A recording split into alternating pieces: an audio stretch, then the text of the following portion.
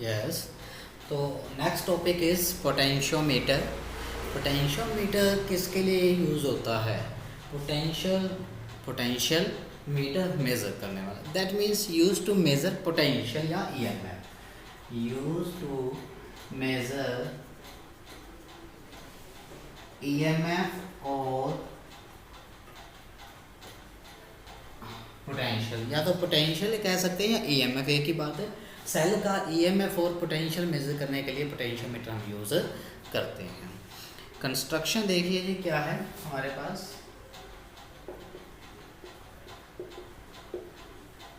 Construction के अंदर यहाँ पे एक लॉन्ग वायर होती है। वो लॉन्ग वायर जो होती है वो किस चीज़ की होती है? मैग्नीट की बनी होती है, अलॉय की होती है, जिसका एरिया बड़ा ही यूनिफॉर्म होता है। दैट मीन्स एरिया कांस्टेंट रहता है। दैट मीन्स उसमें जो करंट फ्लो करेगा वो कैसा फ्लो करेगा? कांस्टेंट करंट फ्लो करेगा। अब देखिए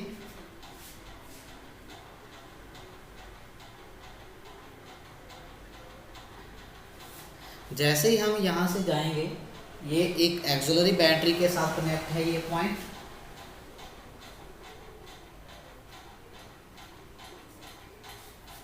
ये हमने V ले लिया, एक्सिलरी बैटरी के साथ कनेक्ट है हमारा ये पॉइंट। इसका पोटेंशियल हमने V ले लिया। यहाँ पे की लगी रहती है की, और यहाँ पे हमारे पास रियोस्टेट लगा रहता है जो रेजिस्टेंस को, वेरिएबल होता है जो रेजिस्टेंस को कम ज़्यादा करता है।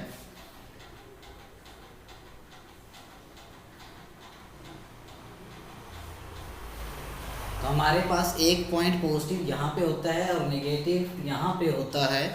दैट मीन्स यहाँ पे पोटेंशियल मैक्सिमम है, पॉजिटिव का मीन्स, और नेगेटिव का मतलब है जीरो है। क्लियर? इतना हमारे पास ये डायग्राम होता है। और ये वायर मैग्नीट की होती है। ये वायर कहाँ से लेकर कहाँ कितनी हो सकती है? 4 मीटर से लेकर 10 मीटर तक हो सकती है। Next point, principal. प्रिंसिपल के अंदर इसमें क्या बताना है कि जो पोटेंशियल ड्रॉप है, जब इसमें कांस्टेंट करंट फ्लो करेगा तो potential drop is proportional to the length of the conductor. जैसे जैसे लेंथ बढ़ती जाएगी वैसे वैसे पोटेंशियल ड्रॉप भी बढ़ता जाएगा। ठीक है? व्हेन कांस्टेंट करंट फ्लो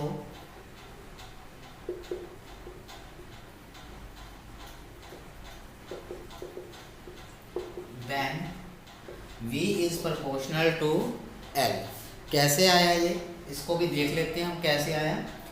ये हमें पता है V इज इक्वल टू क्या होता है? I इंटू R होता है। जब V is equal to I R होता है और आई आर क्या होता है? रो एल बाय ए होता है। रो एल बाय ए होता है। तो I कांस्टेंट है, रो ऑलरेडी कांस्टेंट होता है, मैग्नीट वायर लिए तो इसका एरिया भी क्या रहता है? कांस्टेंट होता है। तो ये सारी चीज़ें क्या हो गई? यस। तो आई रो इज कांस्टेंट हो गया, तो V इज इक्वल टू के इंटू एल। तो K क्या चीज़ है हमारे पास? एक कांस्टेंट है, K कांस्टेंट है, आई रो है A, इस कांस्टेंट को हमने लिख दिया K। तो K क्या चीज़ है? Potential gradient.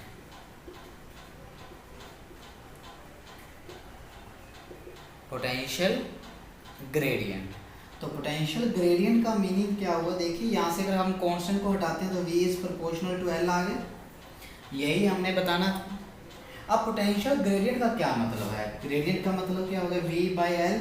ये L नीचे चला गया, V ऊपर है, V बाई एल आ गया। इसका मीनिंग क्या है? यूनिट लेंथ का पोटेंशियल। यूनिट लेंथ का अगर पोटेंशियल हमें पता लग जाए तो हम कितनी भी लेंथ का पोटेंशियल निकाल सकते हैं। यूनिट लेंथ का पता लग जाए तो कितनी भी लेंथ का निकाल सकते हैं। क्यों? एक यूनिट लेंथ का अगर हमने 500 सेंटीमीटर का निकालना है, 500 सेंटीमीटर का, तो हम तो यूनिट लेंथ, जैसे ये लेंथ है आपके पास है, अगर आपको यूनिट लेंथ का पता है, 1 सेंटीमीटर की वैल्यू की पोटेंशियल पता है, तो आप यहाँ से इतनी लेंथ का निकालना तो L से मल्टीप्लाई कर देंगे ना। जैसे यूनिट लेंथ का 5 है तो 500 सेंटीमीटर का कितना होगा, तो 500 से मल्टीप्लाई कर दोगे, इतना पोटेंशियल होगा। तो इससे पता लग जाएगा, यानी कि अगर हमें पोटेंशियल ग्रेडियंट पता है तो हम कितनी भी लेंथ का पोटेंशियल निकाल सकते हैं। और पोटेंशियल ग्रेडियंट है क्या चीज़, इन दो पॉइंटों के बीच का पोटेंशियल, इन दो पॉइंट्स के बीच का पोटेंशियल अपॉन में लेंथ, अपॉन में ये लेंथ, और कोई पोटेंशियल नहीं होना चाहिए, सिर्फ इन दो पॉइंटों के बीच का होना चाहिए, क्लियर, अपॉन लेंथ। यस, तो नेक्स्ट पॉइंट पे चलते हैं। एक पॉइंट को और समझना हमने इसकी वर्किंग के लिए। जैसे हमारे पास ये है, ये 5 वोल्ट का सेल है और ये 3 वोल्ट का है, तो करंट सर्किट में कैसे जाएगा, ऐसे जाएगा। अगर हमारे पास इसको 4 कर देंगे तो इसके कारण ऐसे जाएगा, इसके कारण ऐसे, पर नेट कैसे जाएगा, वो भी ऐसे जाएगा। अगर इसको 5 कर देंगे तो सर्किट में नेट करंट 0 हो जाएगा, इसके कारण ऐसे और इसके कारण ऐसे, दोनों इक्वल हैं, तो नेट करंट क्या हो जाएगा, 0 हो जाएगा। ठीक है जी, ये दो पॉइंट्स पोटेंशियल ग्रेडियंट और ये पॉइंट, ये दोनों पॉइंट वर्किंग के अंदर यूज होंगे। ये अब देखिए, अब कैसे हम सेल का पोटेंशियल निकालते हैं वर्किंग। हम यहाँ से जिस सेल का निकालना है उस सेल को हम यहाँ से इस पॉइंट से ऐसे हम कनेक्ट करते हैं। मुझे इसका ई हमें फाइंड आउट करना है, तो मैं यहाँ से गैल्वेनोमीटर अटैच करता हूँ और गैल्वेनोमीटर का दूसरा एंड किसके साथ, जॉकी के साथ अटैच कर देते हैं। अब देखिए, इसके कारण सर्किट में करंट ऐसे जाएगा और इसके कारण सर्किट में करंट ऐसे जाएगा, ये पॉजिटिव टू नेगेटिव, जहाँ से भी कनेक्ट हो गया वहाँ से जाएगा। और जब दोनों का पोटेंशियल इक्वल हो जाएगा, जैसे 5-5 हुआ था, दोनों का पोटेंशियल इक्वल हो जाएगा तो सर्किट में करंट कितना हो जाएगा, 0। और जब सर्किट में करंट 0 होगा तो गैल्वेनोमीटर डिफ्लेक्शन कितनी देगा, 0। दैट मीन्स जब गैल्वेनोमीटर डिफ्लेक्शन 0 दे तो उन दो पॉइंटों के बीच का, जैसे इस पॉइंट पे दे रहा है, सपोज करो इस पॉइंट पे दे रहा है, तो इन दो पॉइंटों के बीच का इसका पोटेंशियल और इसका पोटेंशियल आपस में क्या हो गया है, इक्वल हो गया है। ठीक है, इससे हमने पोटेंशियल ग्रेडियंट निकाल रखा है, मतलब यूनिट लेंथ का पोटेंशियल हमें पता है। तो इतनी लेंथ का जो पोटेंशियल आएगा वो किसका होगा, इसका। तो यही तो हमने फाइंड आउट करना था, यही तो हमने फाइंड आउट करना था ना। तो इसकी ईएमएफ मैंने कैसे फाइंड आउट कर ली, E इज इक्वल टू, अगर ये लेंथ L है तो KL, यूनिट लेंथ का मेरे को पोटेंशियल पता है। इन दो, यहाँ पे 0 डिफ्लेक्शन थी, दैट मीन्स इन दो पॉइंटों के बीच में इसका पोटेंशियल और इधर से इसका करंट, दोनों क्या हो गए हैं, फ्लो करना बंद कर गए हैं, गैल्वेनोमीटर डिफ्लेक्शन 0 थी, दैट मीन्स इन दो पॉइंटों के बीच में इसका पोटेंशियल और इसका पोटेंशियल क्या हो गया, आपस में इक्वल हो गया। अब इन दो पॉइंटों के बीच का पोटेंशियल कैसे फाइंड आउट किया जाएगा, कैसे किया जाएगा, यूनिट लेंथ का पता है, टोटल लेंथ से मल्टीप्लाई कर दो, इसका पोटेंशियल आ गया, वर्किंग भी हो गई, क्लियर। अब हम करेंगे इसकी applications. First application, to compare EMF of two cells. दो सेल दे दिए गए हैं, उसकी ईएमएफ हमें क्या करनी है, कंपेयर करनी है।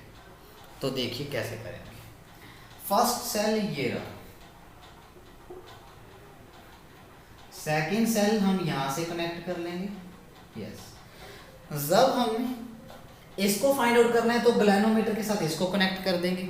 जब हमें इस सेल की ईएमएफ फाइंड करनी है तो गैल्वेनोमीटर के साथ इसको कनेक्ट कर लेंगे, क्लियर। तो देखिए मेथड वही है, वर्किंग आपको पता ही है।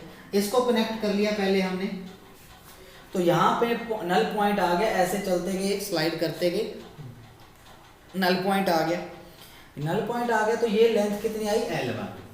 तो इन दो पॉइंटों के बीच में इसका पोटेंशियल इक्वल हो गया, दैट मींस E1 किसके इक्वल आ गया, E1 किसके इक्वल आ गया, KL1 के इक्वल आ गया। नाउ अब यहां से हमने की को रिमूव किया, किसके साथ कनेक्ट कर दिया, इसके साथ कनेक्ट कर दिया, और अब इसकी जो लेंथ आई यहाँ पे आई, यहाँ पे 0 हुआ और ये लेंथ कितनी है L2।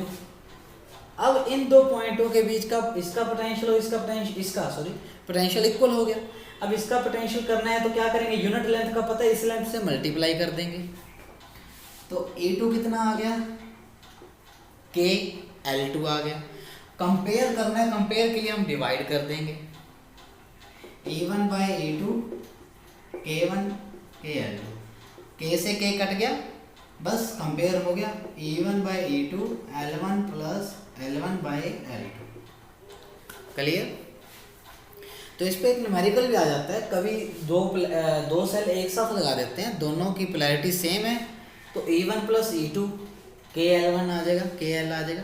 अगर पोलैरिटी अपोजिट हो तो जो ग्रेटर होता है ग्रेटर माइनस स्मॉलर करके हम लगा देते हैं, E1 माइनस E2 KL1। जो भी लेंथ दी होगी न्यूमेरिकल में, जब हम नेक्स्ट वीडियो के अंदर न्यूमेरिकल करेंगे तो ज़्यादा क्लियर हो जाएगा ये बातें, ठीक। तो इस तरह से कंपेयर हो गया। सेकेंड एप्लीकेशन करते हैं। Second application, to find the internal resistance of the cell. एक ही सेल गिवन है, हमें उसका इंटरनल रेजिस्टेंस फाइंड आउट करना है, ठीक है जी।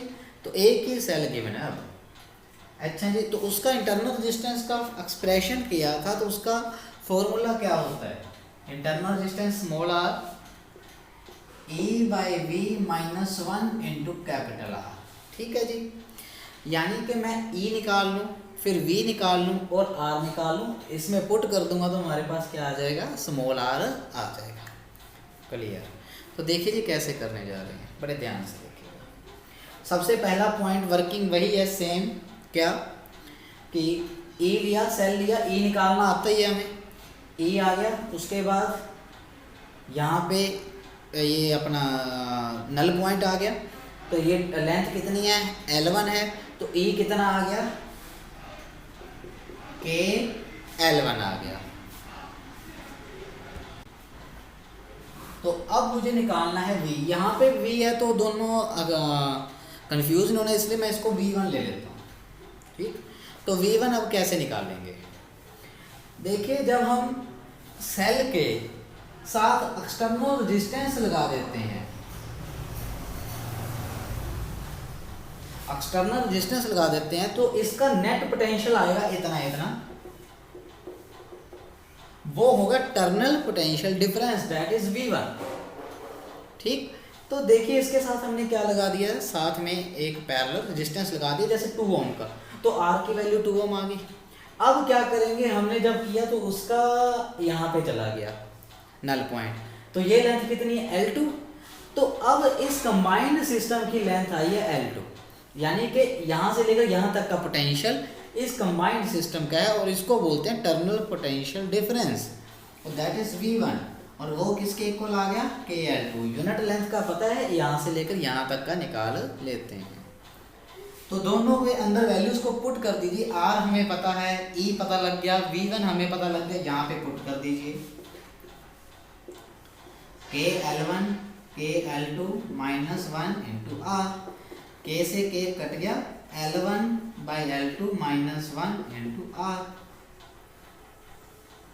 यस, तो यहाँ से हमारे पास इंटरनल रेजिस्टेंस भी फाइंड आउट हो गया। ओके, तो एक न्यूमेरिकल करते हैं इसके ऊपर। हाँ जी, तो न्यूमेरिकल देखिए, बहुत ही अच्छा न्यूमेरिकल है ये पोटेंशियोमीटर का। एक वायर है 10 मीटर लॉन्ग है, मतलब मीन्स 1000 सेंटीमीटर, 1000 सेंटीमीटर। एक सेल है, ये बैटरी है। इस बैटरी को हम ड्राइविंग बैटरी भी बोल सकते हैं, एक्सिलरी बैटरी भी बोल सकते हैं, सप्लायर बैटरी भी बोल सकते हैं। न्यूमेरिकल में कुछ भी लिखा हो तो यहाँ पे आपको ये बैटरी की बात कर रहा है, supplier battery, axillary battery, driving battery, तीनों का मतलब है जो प्रोसेस को चलाती है। यहाँ पे एक रेजिस्टेंस दे दिया, पहले जो हमने वर्किंग की है पोटेंशियोमीटर की, यहाँ पे रेजिस्टेंस नहीं था। ओके, ये रेजिस्टेंस दे दिया 480 ओम का, ये ध्यान रखना है।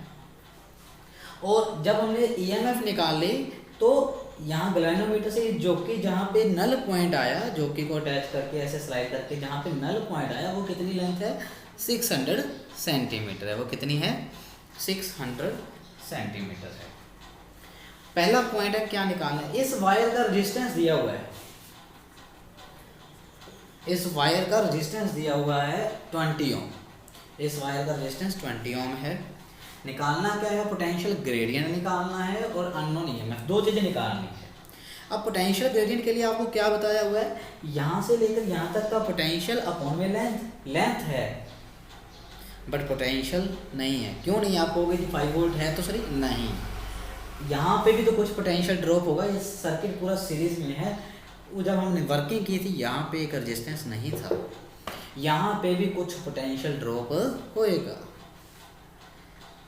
यहाँ पे भी कुछ पोटेंशियल ड्रॉप हो जाएगा। तो यहाँ पे जो पोटेंशियल ड्रॉप होएगा, टोटल पोटेंशियल में से ये माइनस करेंगे तो वो यहाँ पे आएगा, वो पोटेंशियल हमें चाहिए, यहाँ का पोटेंशियल चाहिए। यहाँ का पोटेंशियल एक तरीके और भी आ सकते हैं, यहाँ के लेकर यहाँ तक का करंट निकाल लो सर्किट में, और यहाँ का आर पता है कितना है 20, तो I इंटू आर यहाँ का पोटेंशियल आ जाएगा। ये ज़्यादा बेस्ट मेथड रहेगा, कैसे भी निकाल लीजिए, वो भी ठीक है, ये भी ठीक है, ये बेस्ट है, ईजी है, स्टेप्स कम लगेंगे, ठीक है। तो सबसे पहले हमें I निकालते हैं, I आएगा तो R से मल्टीप्लाई करके V आ जाएगा, I निकालते हैं। तो I कितना आएगा, पोटेंशियल बाय में रेजिस्टेंस, रेजिस्टेंस कितना है 480, तो ये हो गया, और इस वायर का कितना है 20 + 20, ये हो गया, ठीक है। तो 5 वायर में कितना आ गया, 500 ओम आ गया, तो 0.01 एम्पियर आ गया। अब 0.01 एम्पियर से चलेगा, पूरे सर्किट में चलेगा, तो I आ गया। उसके बाद निकालेंगे हम पोटेंशियल बिटवीन 2 पॉइंट्स VAB, वो क्या होगा, IRAB, रेजिस्टेंस ऑफ वायर, तो 0.01 करंट आ गया, RAB कितना आ गया 20 आ गया, तो पोटेंशियल हमारे पास कितना आ जाएगा 0.2 वोल्ट आ गया, 0.2 वोल्ट पोटेंशियल आ गया है। पोटेंशियल ग्रेडियंट निकाल लेंगे, VAB बाय में L, तो 0.2 वोल्ट बाय में Y में 1000 सेंटीमीटर, तो ये कितना आ जाएगा हमारे पास, यस ये आ गया वोल्ट पर सेंटीमीटर। तो पोटेंशियल ग्रेडियंट आ गया जी हमारे पास, यूनिट लेंथ का पोटेंशियल आ गया। अब देखिए हमें ई निकालना है, ई क्या होता है, पोटेंशियल ग्रेडियंट इनटू लेंथ।